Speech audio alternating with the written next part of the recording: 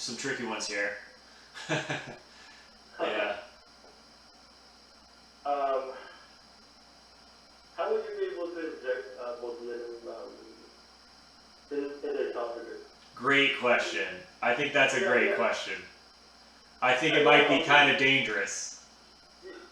Yeah. I'm just thinking about that. So, myotomy, you know what? Let's just go with myotomy and set my confidence Yeah. for I mean, that. myotomy is also used for pyloric stenosis, right? So, so what are we thinking? What confidence?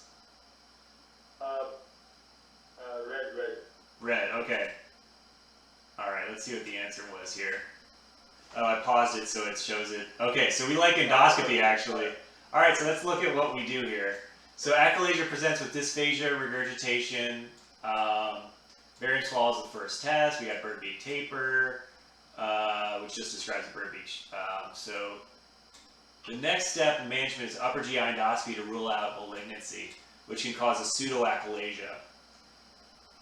So that's really interesting. So you want to do an EGD as follow-up for any bird beak that you see, because you can't afford to treat the achalasia inappropriately, because then you'll give them GERD, and the lower esophageal sphincter will be out of commission in a totally healthy, not a totally healthy, but the muscles are not the issue.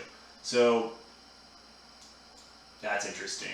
Rule out malignancy prior to performing what you wanted to do, which was a myotomy.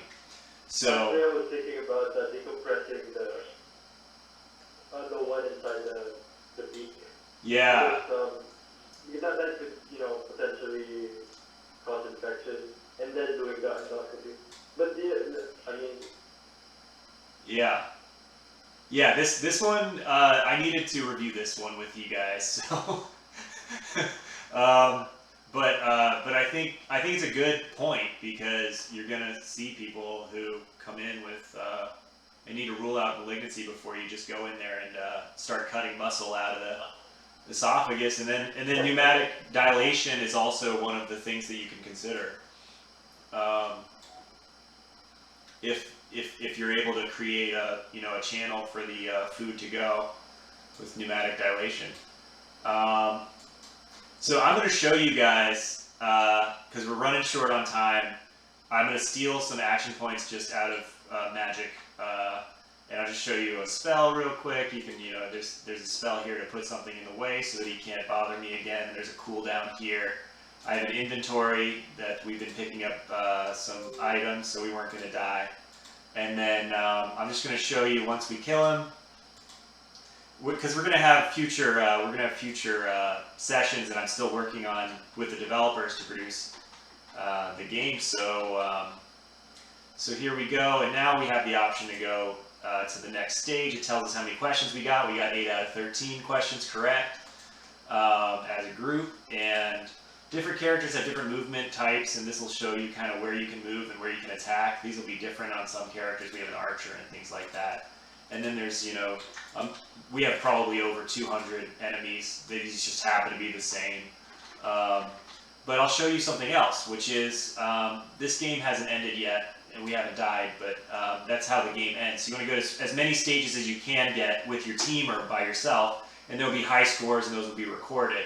So we had a flagged question here at the end for rheumatoid arthritis, and it remembers our highlights. It also remembers our answer choice, and also remembers other people's answers to questions, as well as yours answers will inform that data.